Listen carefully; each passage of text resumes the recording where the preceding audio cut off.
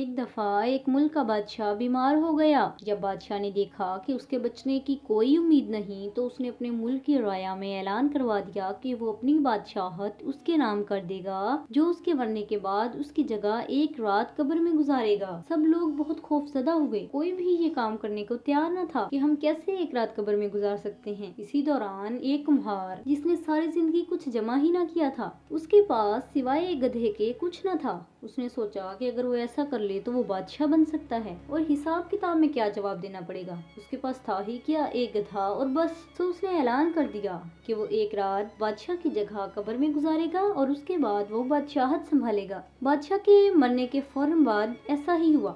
بادشاہ کے مرنے کے بعد لوگوں نے بادشاہ کی قبر تیار کی اور وعدے کے مطابق کمہار خوشی خوشی اس میں جا کر لیٹ گیا اور لوگوں نے قبر کو بند کر دیا۔ کچھ وقت گزرنے کے بعد فرشتے آئے اور اس کو کہا کہ اٹھو اور اپنا حساب دو۔ اس نے کہا، بھائی حساب کس چیز کا؟ میرے پاس تو ساری زندگی تھا ہی کچھ نہیں سوائے ایک گدھے کے۔ فرشتے اس کا جواب سن کر جانے لگے، لیکن پھر ایک دم رکے اور بولے، ذرا اس کا نامہ اعمال کھول کر دیکھیں کہ اس میں کیا ہے۔ بس پھر کیا تھا؟ سب سے پہلے انہوں نے پوچھا کہ ہاں بھائی، فلاں فلاں دن تم نے گدھے کو ایک وقت بھوکھا رکھا تھا؟ اس نے جواب دیا، ہاں۔ فوری طور پر حکم ہوا کہ اس کو 100 درے مارے جائیں۔ اس کی خوب دھلائی شروع ہو گئی۔ اس کے بعد پھر فرشتوں نے سوال کیا، اچھا یہ بتاؤ فلاں فلاں دن تم نے زیادہ وزن لاد کر اس کو مارا تھا؟ اس نے کہا کہ ہاں۔ پھر حکم ہوا کہ اس کو 200 درے مارے جائیں۔ پھر مار پڑنا شروع ہو گئی۔